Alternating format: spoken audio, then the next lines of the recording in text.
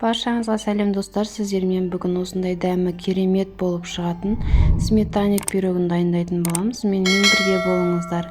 Видео ұнап жатса лайк басып тіркеліп кетуді ұмытпаңыздар. Ең алдымен осылай 2 жұмыртқамызға қантымызды, бөлме температурасындағы сармайымызды салып, жақсылап араластырып аламыз. Мен мұнда 2 пирогтың тестасын дайындап жатырмын. Біреуі творожный пирог, біреуі осындай сметанник.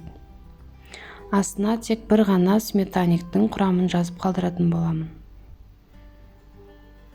Міне енді ұнымызға разрыхителімізді салып, осылайынан біркелкі әдемі жұмсақ қамыр жасап аламыз.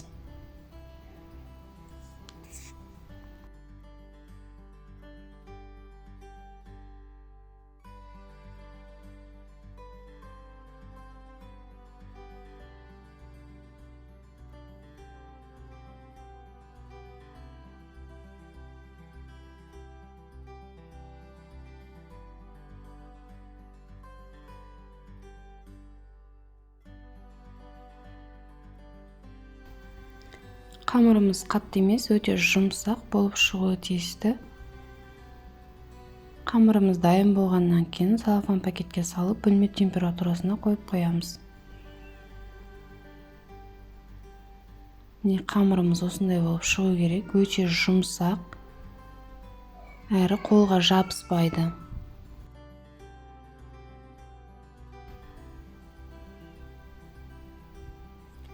Енді салмасын дайындаймыз. Осындай қаймағымызға қантымызды салып аламыз.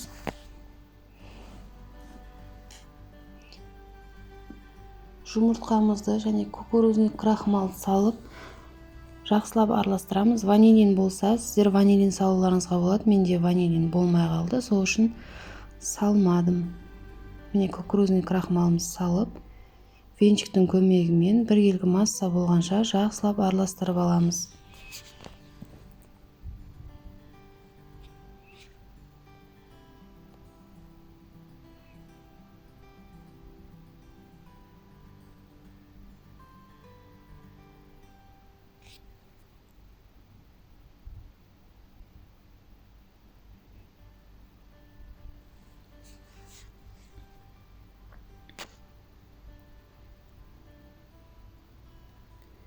Міне осындай болып шығуы тиіс.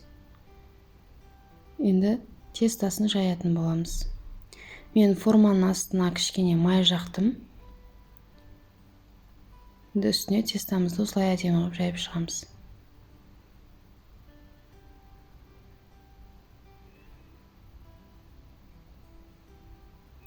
Қамырмен жұмыс жасау өте оңай, өздеріңіз көріп тұрғандарыңыздай жасап көріңіздер.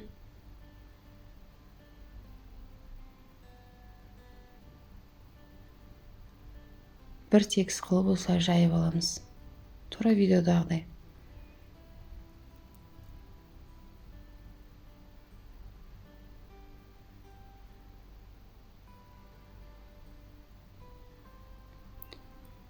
Міндетті түрде вилкамен тесіп шығамыз. Оның үстіне салмамызды салып, 150-160 градуста ровно 1 сағат пісіріп аламыз.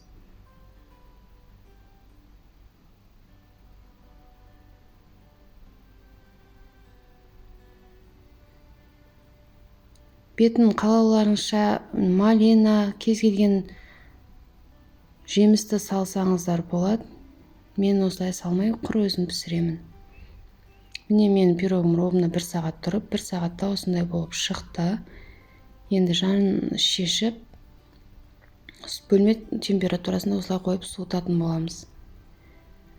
Пирогым өте керемет болып шығады. Барлықтарыңызға жасап көруге кеңес беремін. Ұнады деген ойдамын. Сау болыңыздар.